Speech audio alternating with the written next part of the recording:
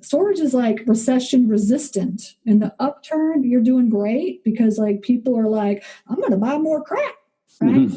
And then in the downturn, people are like, crap, I have more crap. I got to put it in. I have too much crap. I got to downsize and put it in my storage.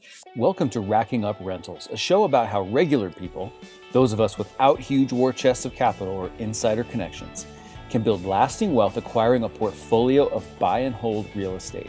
But we don't just go mainstream looking at what's on the market and asking banks for loans, nor are we posting "we buy houses" signs or just looking for, quote, motivated sellers to make lowball offers to.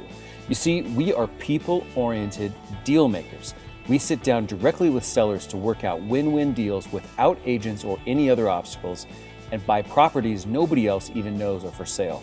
I'm Jeff from the Thoughtful Real Estate Entrepreneur. If you're the kind of real estate investor who wants long-term wealth, not get-rich-quick gimmicks or pictures of yourself holding fat checks on social media, this show is for you. Join me and quietly become the wealthiest person on your block. Now let's go rack up a rental portfolio. Hey, this is Jeff from the Thoughtful Real Estate Entrepreneur. Thank you for joining me for another episode of Racking Up Rentals. And this episode is actually quite a special episode. I've got a special guest interview to share with you today. Today's guest is Stacy Rossetti, and she runs a website called StorageNerds.com. And she is a storage expert in the real estate investing field. And in this conversation, we talk about a lot of different stuff about how easy it actually can be to buy storage unit properties, how it can actually be even easier than buying even single family homes, how the financing takes place, and how it's so perfectly set up for our thoughtful approach to negotiating directly with the seller in a very relational manner and using seller financing whenever possible. She explains a whole lot about how the whole storage investing thing works, especially one of my favorites was when she broke down the 5 different ways that you make money in investing in storage facilities. So you're going to want to listen to this episode and check out the whole interview. It's really, really good. Show notes for today's episode, including a transcript, will be at thoughtfulre.com/E41. Please do yourself a big favor and hit the subscribe button. Please do us a big favor and hit that subscribe button too. It truly helps the algorithms on iTunes and the podcast platforms to let people know that you like the show so that they can share it with other people who are like you and me and looking for this group of thoughtful real estate entrepreneurs to join. Okay, without further ado, we're going to go straight into the interview with Stacy. All right, Stacy, thank you so much for being with me today. Thank you. I appreciate it. I'm honored. Thank you for letting me come on. Yeah, I was so grateful to get a chance to meet you recently via the amazing internet. And as soon as I heard just a little bit about what you do, it seemed like a great fit, a kind of alignment between, our styles. And so I think the listeners are going to get a ton of value out of, hearing how you go about doing your things. I think it's very much up our alley. Okay, awesome. Cool. I'm looking forward to it. Yeah, I love like letting people know kind of, how to get into this industry. Yeah, fantastic. So, all right, give us the big picture. Give us some context. Who is this person we're talking to today? So I'm Stacy Rossetti, and I've been investing in real estate now for about 10 years. I got in right at the upturn, 2010, 2011. So I haven't hit a downturn yet, but I'm looking forward to that. And I've been preparing for the last 10 years to really get into that. And then I started out wholesaling and rehabbing, did a lot of flips. I was one of those types of people that were doing like 10 or 15 rehabs at a time. Wow. And then what happened actually was in 2015, I got pregnant. And at that time I was doing 15 rehabs and I actually had 20 rehabs in the pipeline. Oh my gosh. So in my mind, I was thinking like as a woman and as a mother, I was running, if you do one rehab, you're running around like a crazy person, right? And if you have 15 rehabs, it's just like, I was just all over the place. And, I was good at like automating and systematizing everything, but, you still got to like work, work. So in my mind, I was thinking, how am I going to have this little tiny baby and be a mother and be a good mother and like run like all these rehabs? Like there's just no way. And at that time over the past 5 years, all we had focused on was just like scaling up. I was always about like cookie cutter, growing, scaling, systematizing. And I wanted to be one of those rehabbers that was just doing like a gazillion rehabs. But I'd never ever focused on passive income. Essentially, it was always active income. And so, when I got pregnant, essentially what happened was I was like, okay, well, if we stop rehabbing, essentially, we're not going to make any money at all. We're not going to make anything. So, what are we going to do? So at that time, I just started really thinking about passive income. I started looking at like portfolios. It's okay, well, I can just roll all of my lender's money over into maybe like a portfolio, or I can go out and buy like multifamily. But fortunately, like what happened was I got a storage facility got dropped into my lap, and it actually was just like 15 minutes away from my house. And I was like, okay, well, I'll go take a look at it. And so we did. We went to go take a look at it. So 2015, I got pregnant. 2016, Lillian was born. And right around that time, right towards the end of 2016 is when I found the storage facility. And went to go take a look at it. And it was like the dumpiest, ugliest storage facility in the world. And for me personally, as a rehabber, looking at this storage facility, I was like, totally could do this. Totally could do this, Like nothing to that point could scare me, And so, and I was walking around the storage facility, and we'll get more into it. But as I was walking around the storage facility, I just kind of realized that this was really a good opportunity, but I had no idea what I was doing. So that was kind of the start of me actually thinking about passive income, how I can start building my wealth. And it's really all because of Lillian. And that's why our storage facilities now, we have our storage facilities now, and it's called Miss Lillian Self-Storage. Oh, that's cool. We actually named it after her, and actually everything is for her. And that's what we're doing, is we're building that passive wealth for her and being able to hand that down. Now, when we go to the storage facilities with Lillian, she's like, I'm bored. Mm-hmm. Yeah, of course, yeah. And I'm like, what? This is your future. Give her about 25 years. She'll get it. Yeah, I know. That's what we say too. So that's essentially what happened, was now like everything that we're doing, it's all focused on passive income, building passive wealth. And that's just really what I'm here to do, is just help as many people realize that this is really the way to long-term wealth. You can rehab and wholesale all you want. Awesome. You make a lot of big chunks of money, but in the long run, I did that as well too. But in the long run, you're not building any wealth. You're just making money, what you're doing. Yeah, absolutely. Well, I wanted to point out two things I took note of in there. The first one is a why. You've got a strong why. You've got a vision for the life you'd like to help your daughter have, right? And so she's kind of a driving force. And I think that, obviously, as you know, in entrepreneurship, there's lots of moments where you stop and go, just like, what the heck am I doing? And then so that why, continues to then pull you into the future. Mm-hmm. But then the other thing was just kind of the idea that almost like adversity sparks innovation, and not that getting pregnant is adversity, but it forced you to say, I can't keep doing exactly what I'm doing. I have to pivot here in some way. And it wasn't, it was a great pivot. It was a pivot that actually led you in a whole new direction that had that, that forced change of perspective not come, you might not have ever done that, really. Mm-hmm. Yeah, exactly. Before I was working, I was making a lot of money, but I was working my butt off, grinding. I was grinding. When you get in real estate, they always talk about grinding. You got to grind. Yeah. And so now, like, essentially what I'm doing as an investor is I'm becoming a lot smarter, because the reason why is because I ask myself, like, how can I make the most amount of money with the least amount of work? Yeah. And that's kind of how it just spawns for me and works for me, is like, I can go out and buy, do whatever do any type of deal if I wanted to. But like, how much time is that going to take away from me and my family? Yeah. And that's how we look at things. Yeah. Yeah, that makes great sense. So I'd love to ask you a whole bunch of questions about storage, and even maybe just starting kind of with this first deal. So you mentioned it was not in good shape physically. Talk to us, if you will, about the seller. Who was the seller?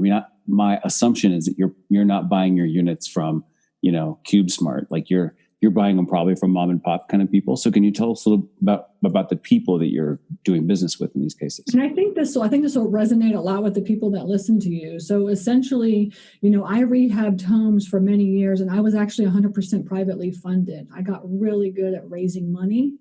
And that's why I could do so many rehabs at a time, right?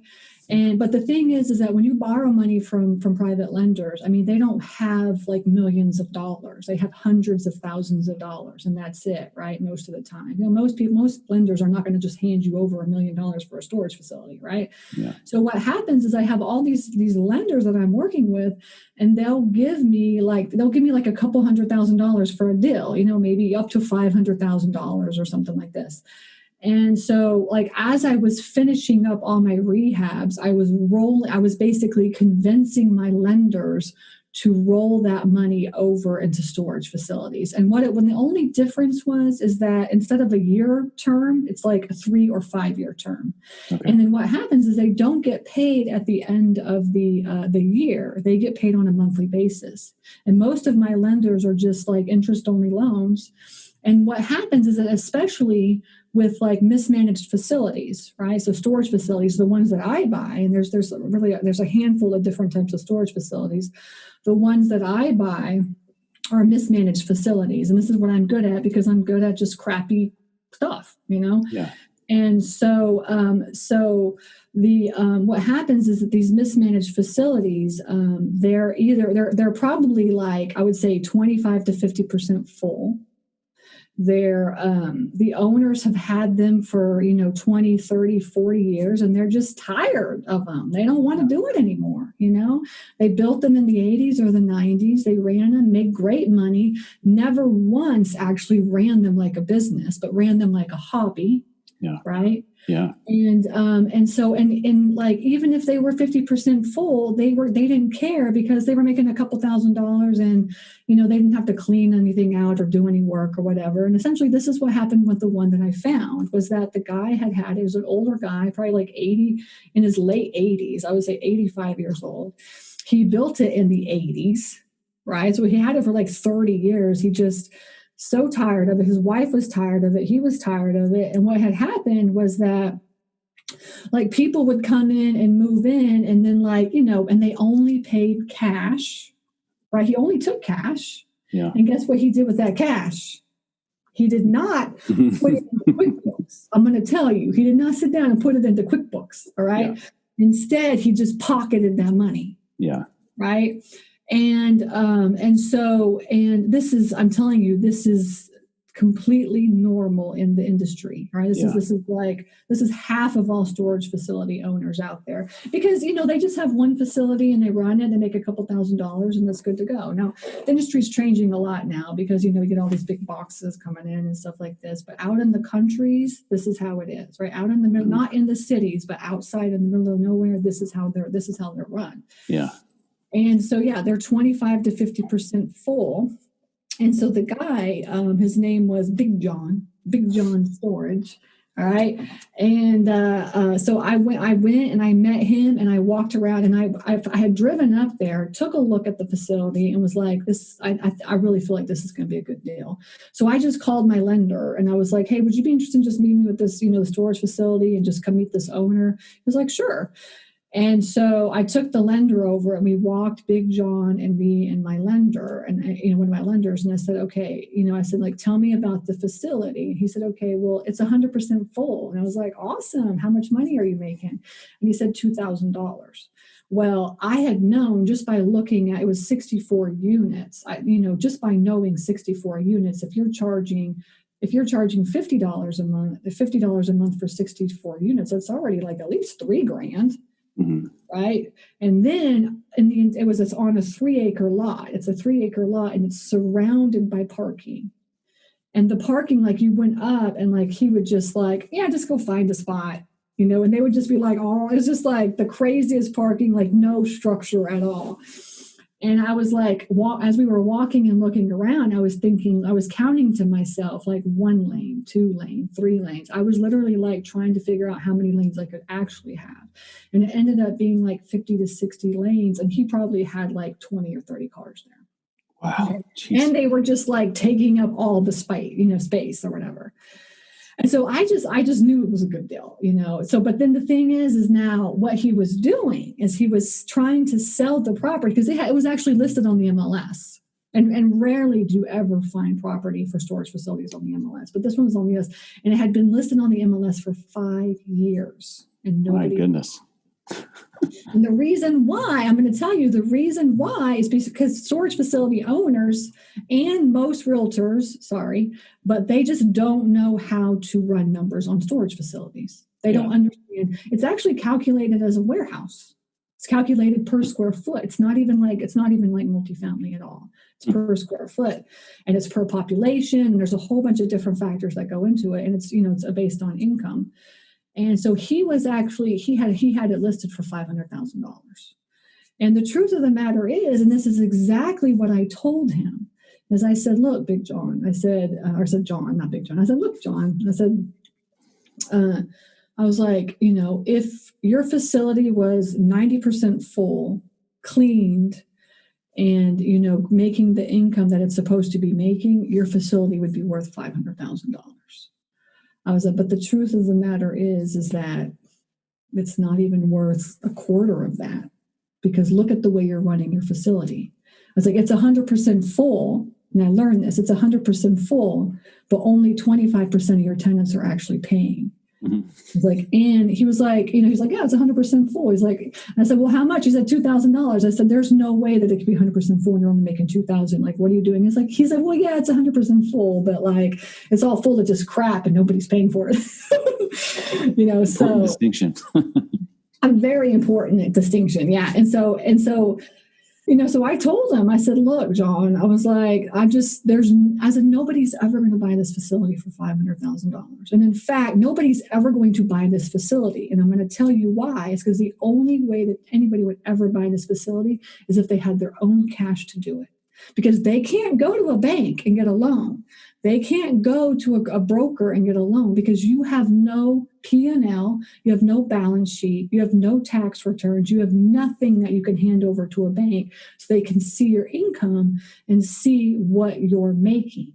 So somebody's going to have their own money to buy this. And I'm going to tell you that nobody is going to buy this for $500,000. Nobody's even going to buy this for $300,000. He said, well, what are you going to buy it for? And I said, I'll buy it for $200,000. And he was like, no. And I looked at the lender. I was like, what do you think, 200? And he said, yeah, 200 is good, So I said, okay, well, our offer is 200,000. And I'm going to tell you that, I'm saying it's a very good offer for what you have, because it's just not making the income. It looks dumpy. It's like tires everywhere. I mean, it was just horrible.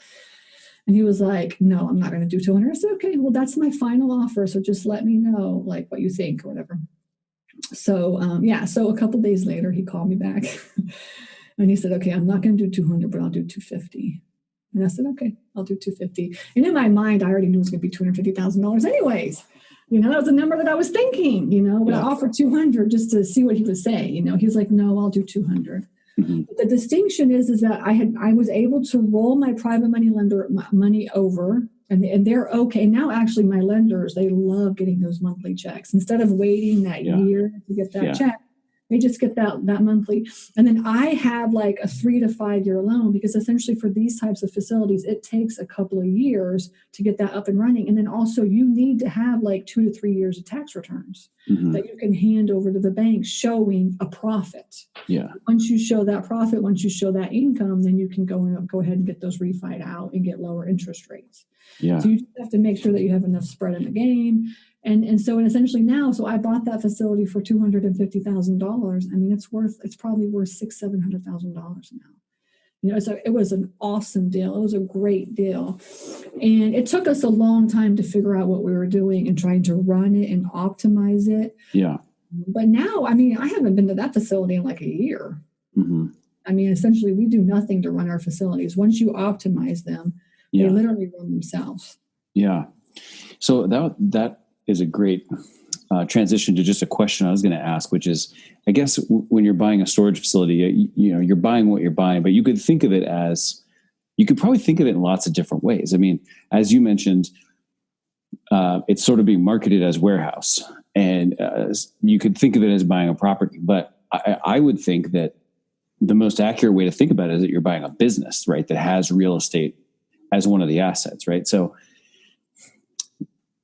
how is that to transition from being a real estate buyer to a business buyer? It does take, I would assume, a little bit of a change in mentality. So how was that, I guess, for you? I mean, I try to think of every property I buy, whether it's a house or a small multiplex or whatever, as kind of like a small business that's not optimally performing. But this truly is a business with kind of almost a bit of a retail component. So how did you make the transition from being owner of real estate to owner of operating business?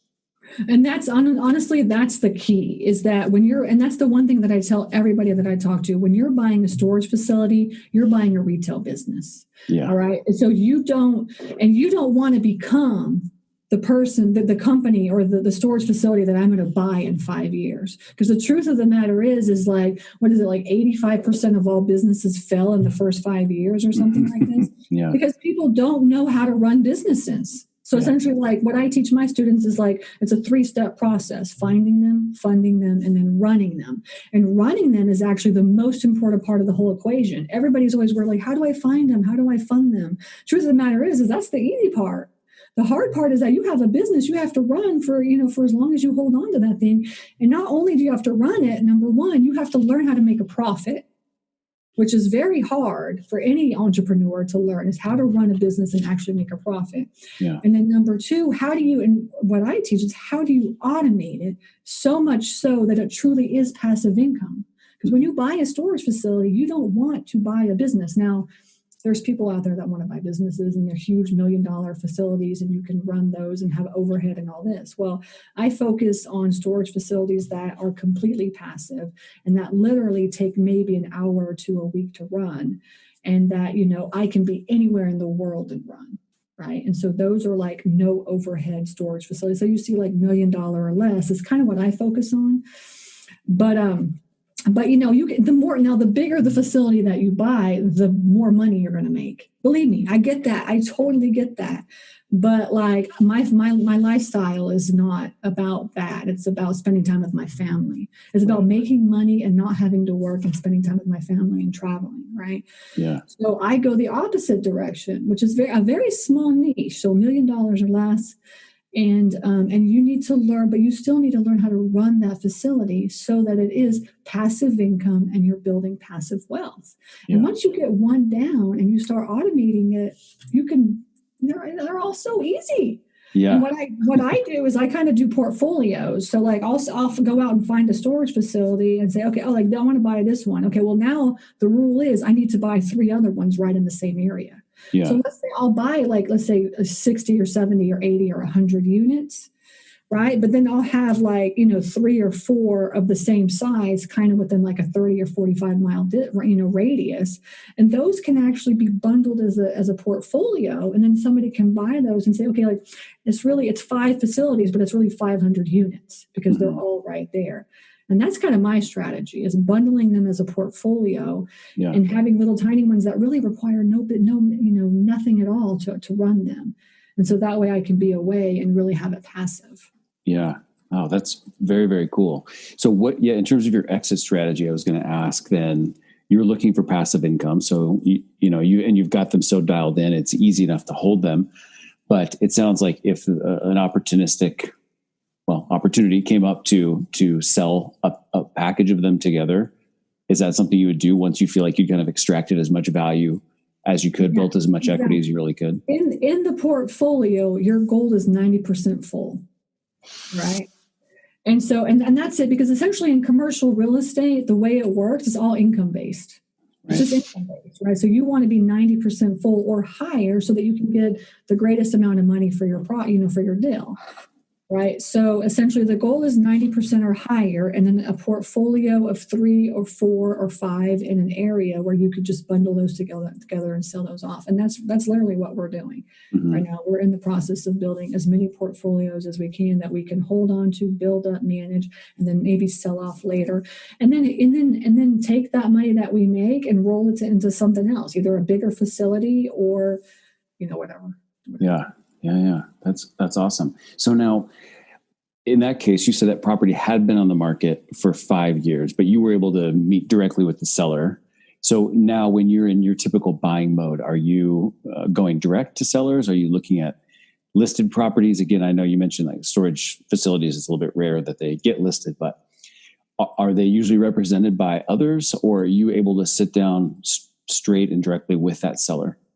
Well, if you want the best deals, you go directly to the sellers, because the reason why, and no offense to commercial brokers or real estate agents, it's just that most of them, if when you hire a realtor to represent you, and they say, "Oh yeah, I can sell your storage facility," like they just a lot of them don't understand how to run the numbers, and what they do is they'll run the numbers on like a 7% cap rate or something like this, and the truth of the matter is like 5 to 7% should be like in the city. And the further that you go out, you're running your numbers on like double-digit cap rates. So 9. Like I would say, like there's like the downtown market is like a 5 to 7% cap rate, and then as you go out, there's like this secondary cap rate, which is like an 8 to 10 maybe, or 8, 9, 10, and then as you go out, it's like 10 to 12, and then you go in the middle of nowhere, and you can get like ridiculous amount cap rates. But a lot of people don't understand that concept. Most people don't. Most realtors don't understand it. So what happens is that the realtors, they're running their numbers based on like 7%, like 5, 6, 7% cap rate out in the middle of the country, and trying to get like hundreds of $1,000s for these like facilities that should be like $100,000 or $200,000. So you want to get to the owners before they do. Is really what I teach all my students, is just get to and I call that the hidden market, right? And so there's, and what I do is I just drive around. I drive for storage facilities. That's what I do. Hashtag driving for storage facilities. I name that. I post that out everywhere. And I just do driving, just driving for dollars, but it's driving for storage facilities. And the best thing that you could do, honestly, is, and then I teach this to everybody. So this is not a secret. I teach this to everybody. So anybody can do this. You just drive up to the storage facility, and guess what? The phone number is on the storage, on the billboard. Right? So you don't have to do any skip tracing or anything like that. Right. And then you just call up and you just start talking to the owner and see if they're interested in selling. And that's literally all I do. So my marketing budget for storage facilities is a big fat 0. Yeah. All it takes is just time and gas. Yeah. That's what it takes. Yeah. And that's it. Now, do people want to do that? Most people don't even want to do that. Yeah. Yeah. Yeah. But like, that's really what I do. And that's how I get the best deals out there. And I'm telling you, there's way too much competition. Everybody wants to buy storage facilities now. So I get everybody that's listening, I know you're all like, yeah, I'm going to go buy some storage facilities. It's like, you need to do exactly what I'm saying, is to find that hidden market, because everybody's going onto the MLS, Crexy, LoopNet, all the typical places right now. Yeah. So what you want to do is you want to get to those sellers before those commercial brokers do. They want to sell that facility for as much as they possibly can, because they get 10% or whatever it is, Yeah. And they're not 100% sure how to really run the numbers. Yeah. And so you really need to learn commercial deal analysis. This is huge in all commercial, but you need to understand cap rate, ROI, cash on cash return. And so I'm talking in very like easy layman terms right now, but truly to make a good decision on a facility, you have to learn commercial deal analysis. Yeah. Yeah. Okay. Now I'm putting myself in the shoes of maybe some of the listeners who have been focused probably on like residential properties to a large degree, maybe single families, probably, maybe some small multifamilies.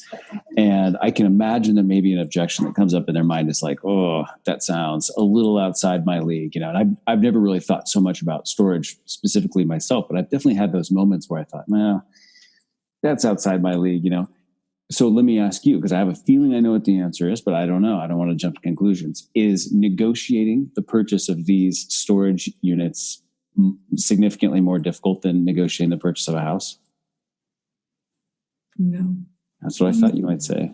Easier. Okay, tell us why. I don't know why, but owners of storage facilities are so open to any type of negotiation that you have out there. It's like a dream come true.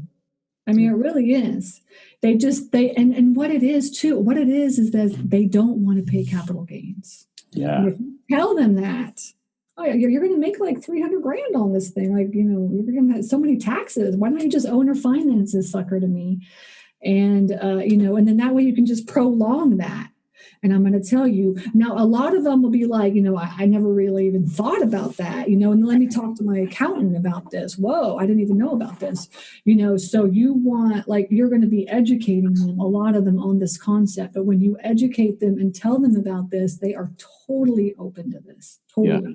It's a weird concept, but it's true. I've never done more creative deal structuring in my life than in the storage world. Yeah. And I do a lot even in on residential properties as well. Yeah. Awesome. Okay. Me too. Us too, I should say, our listeners as well. So with Big John, you had your other lenders already lined up. And so you just kind of rolled their funds into this, but is now when you, like, if you got a call today, is your sort of go-to plan A some kind of an owner financing deal if you could make it work? Always. Okay. Always. I'm always like one of the first things that they're interested in selling. I'm saying, I just have one that I'm working on right now. What it was, and it's 3 storage facilities. And the thing is that happened with this is that I offered $550,000 for all 3 of them. He wanted $620,000. And I said, okay, well, if you want $620,000, you're going to have to owner finance it to me. I'll pay that. Yeah. I'll pay what you want, and it was actually worth like way more, but essentially I was like, I'll pay $620,000, but you're going to have to owner finance it me. So then we worked out a deal where, like, I'll bring a lender to fund some of it, and then he'll fund some of it as well too, because he wanted that price. Yeah. Which is what I do, So, yeah. And I'm okay with paying a little bit extra more, more on a facility if they're going to owner finance it me, because it just takes so much, less work to just close the deal. I mean, to go to a commercial broker and, all the paperwork and everything, is a lot of work. Not that it's difficult or not, you can't do it, but it's just like, either getting a lender, a private lender, or closing owner financing is just so much easier. Yeah. So when you negotiate owner financing, just in generalities, can you give us a sense for like what some of those basic terms might be like in terms of, your down payments, your interest rates, the duration of the terms, payment structures, things like that? I have one deal that I was driving for storage, and I just pulled up right in front, gave him a call, and I said, I was like, hey, it was rainbow storage. But it did not look like a rainbow. It looked like a crap. Okay. and I was like, hey, I was like, this is Stacy. I was like, I'm just, I'm in the area. I own a couple storage facilities around the corner. Like, would you be interested in selling this one? And he was like, where are you? And I said, yeah, I'm in front of your facility right now. He's like, I'll be there in like 2 minutes. Like right around the corner. And I pulled up and I was like, like, tell me about it. And he's like, okay, it's 60 units. I said, is it full? And of course, yeah, it's full. I said, well, what are you making for income? He said, I'm making like $2,500. And I was like, yeah, that should be like $5,000. Yeah. Full of non-paying customers. That's what I meant. Exactly. Yeah, exactly. And he was older too. He was actually like in his 80s as well too. And he owned this storage facility and owned like car washes as well. That was like his thing. And he just sold off all his car washes and he really wanted to sell this one. And so I said, well, I'm definitely interested. I was like, what do you want for it? And he said, $225. And I said, okay. I was like, $225? I was like, I'll take it. Let's just do it. And so he was like, okay. I said, okay, well, I can just, pay $225 and we can just close on it and be done with it. Or I said, or, if you want, you can owner finance it to me. He said, owner finance? I said, yeah. I said, what if you just become my bank? Would you be interested in doing that? And he said, yeah, I'd be interested in doing that. I said, okay, so what about zero down?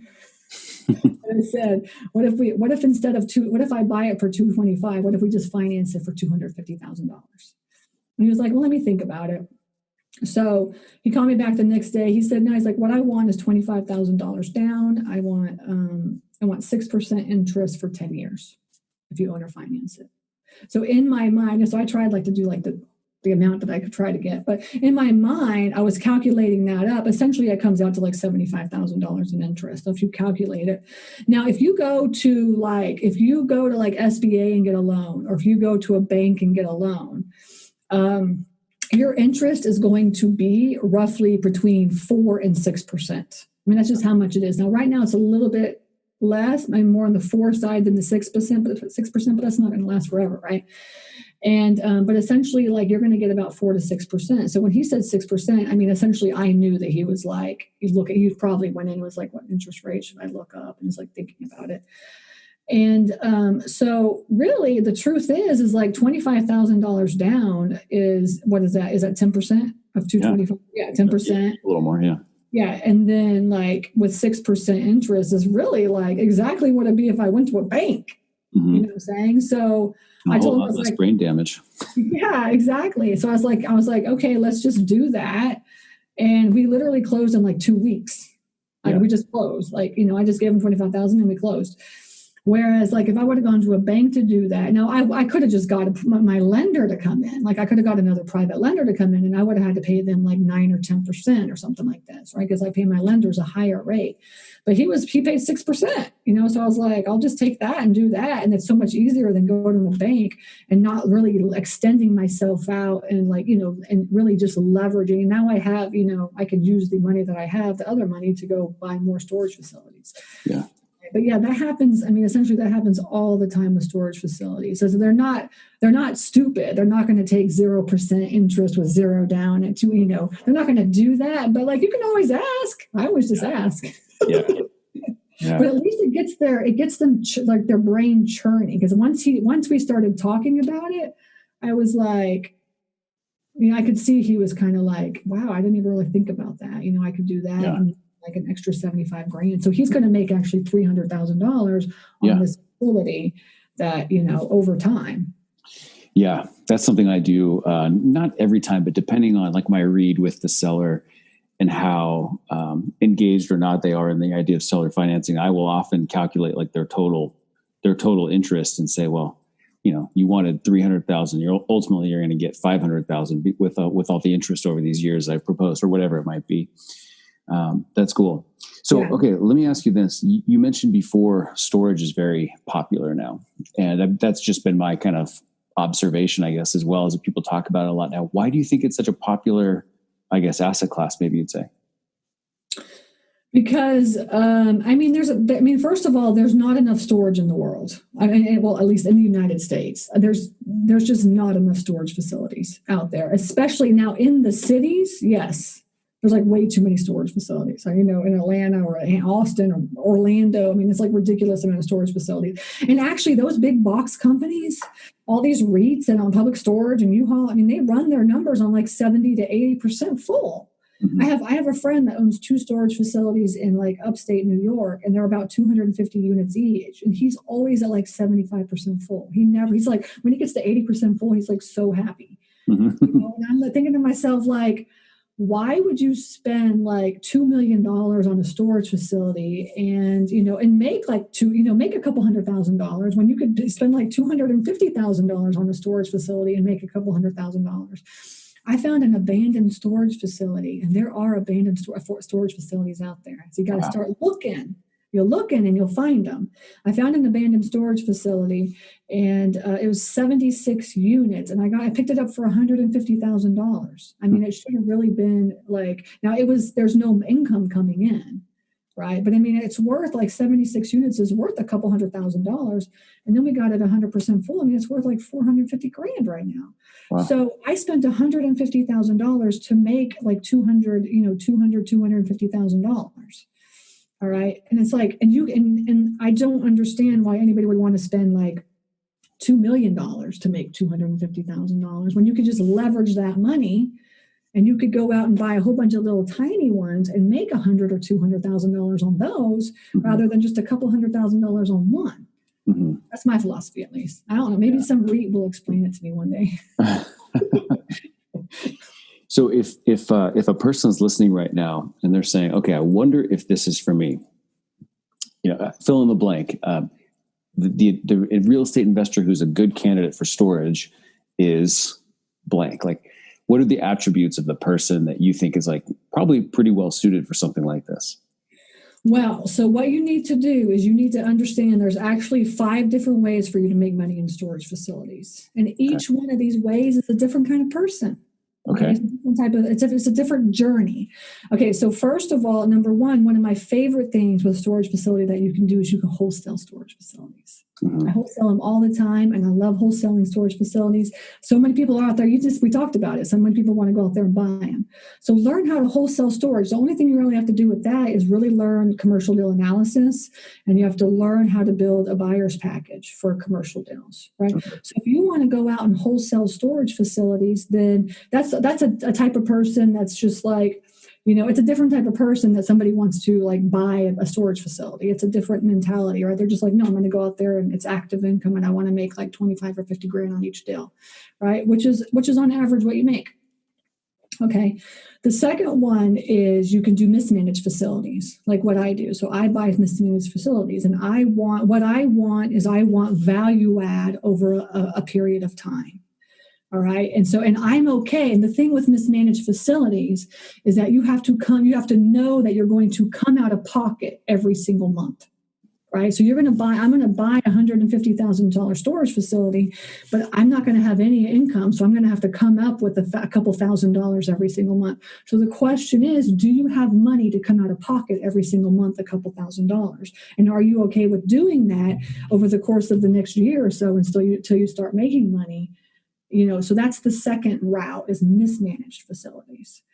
And then the third route is cash flowing properties. The typical cash flowing, and this is like, you can get a P&L, you can get a balance sheet, you can get the tax returns, and you can go to a bank and you can get 3% or 4 or 5% interest rate and have a 25-year loan on this storage facility and build this great, awesome cash flowing viable business, right? But you need 20% down for that.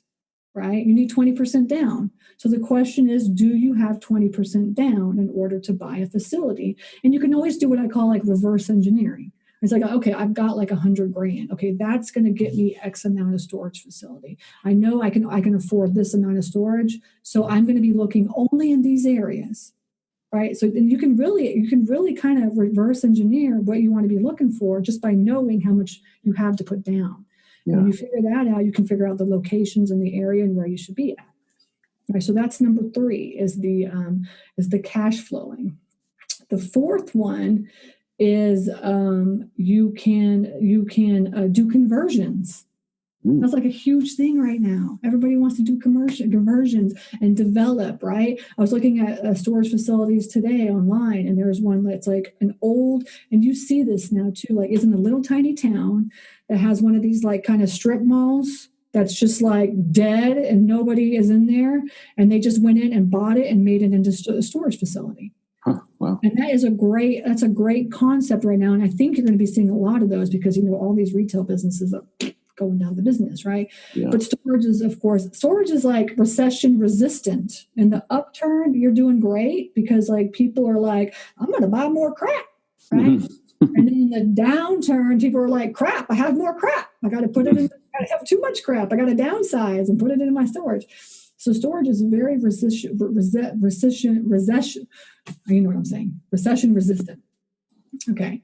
So that's the conversions and development. Like I have a good friend that's in the industry, and like he just goes and buys old factories and stuff. Like, those like downtown old factories that are sitting, the red brick ones that are just like with the busted out windows and the graffiti.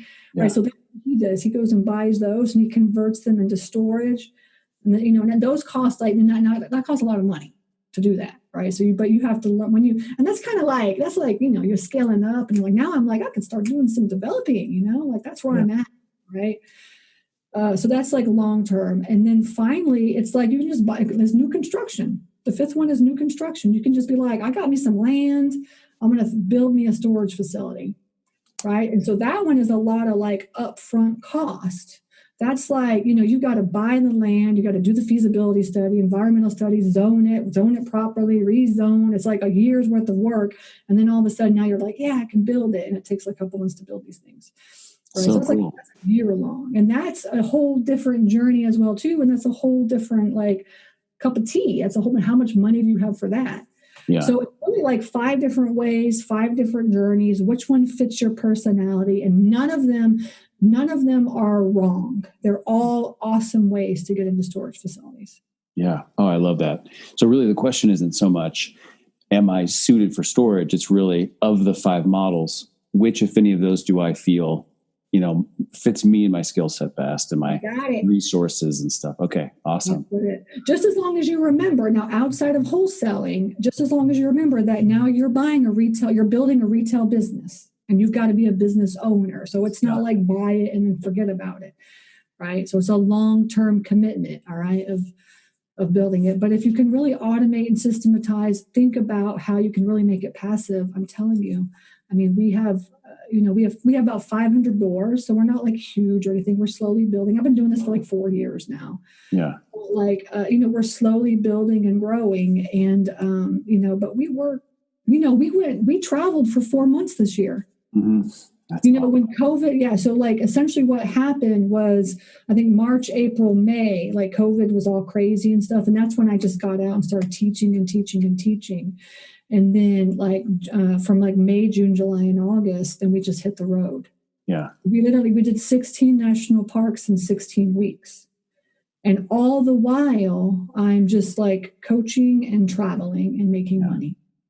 Yep.